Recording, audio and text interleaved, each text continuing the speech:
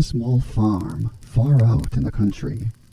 Every year, my dad puts out scarecrows in our fields because he thinks they're effective in not only keeping the crows out, but evil spirits as well. I guess he's a little superstitious. The scarecrows he sets out are the same ones year after year. After so much wear and tear, they're showing their age. This October started out just like any other October. The weather was turning cool, and the leaves were beginning to change into brilliant orange and yellow colors. One Saturday, us kids got together and decided to make a new scarecrow. Being creative, we gathered our supplies and got to work. This scarecrow was to be different. This was my special design.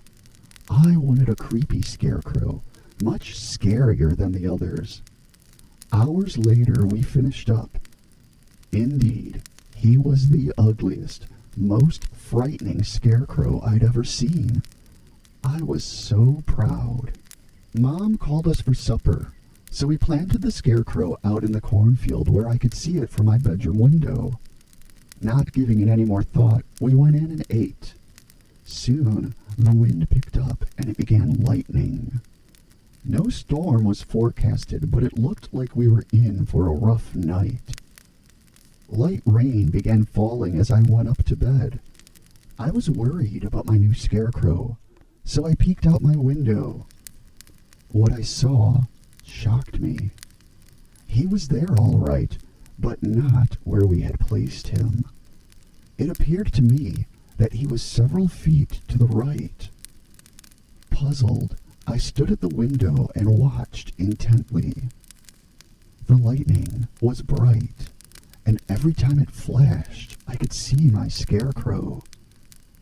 The problem was, it looked as if he was moving when the sky was dark, only to turn up in another spot when the sky lit up. Thinking that I must be imagining things, I put my pajamas on and went to bed. Later on, a loud crack of thunder woke me up. By now, the rain was pounding down, making it difficult to see out my window. I slipped on my shoes and snuck outside to check on my scarecrow. Not sure where he was, I walked around in the thunderstorm, half blinded by the cold, stinging rain. Clumsily, I stumbled over a fallen branch and fell face down in a patch of mud. When I looked up, there was my scarecrow glaring down at me.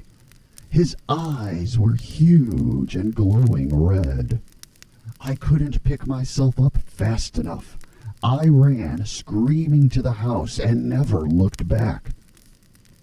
After tossing and turning the rest of the night, I woke up to bright sunshine and the smell of bacon.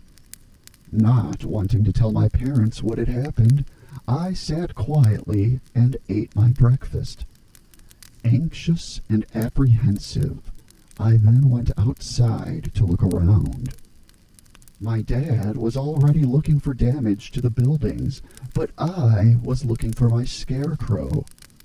I could see the other scarecrows, all in their usual places, but my scarecrow was nowhere to be found. Full of confusion, I began crying, not because of losing my scarecrow, but because of the pure, unadulterated fear. My father told me that he probably blew away and would be discovered in a field during harvest. I knew better. Somehow, some way, that scarecrow came alive. How, I don't know.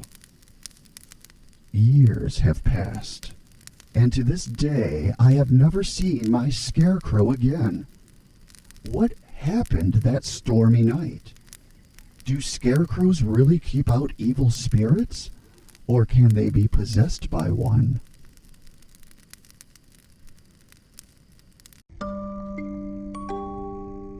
If you're interested in more campfire stories, please like, subscribe, and ring the bell.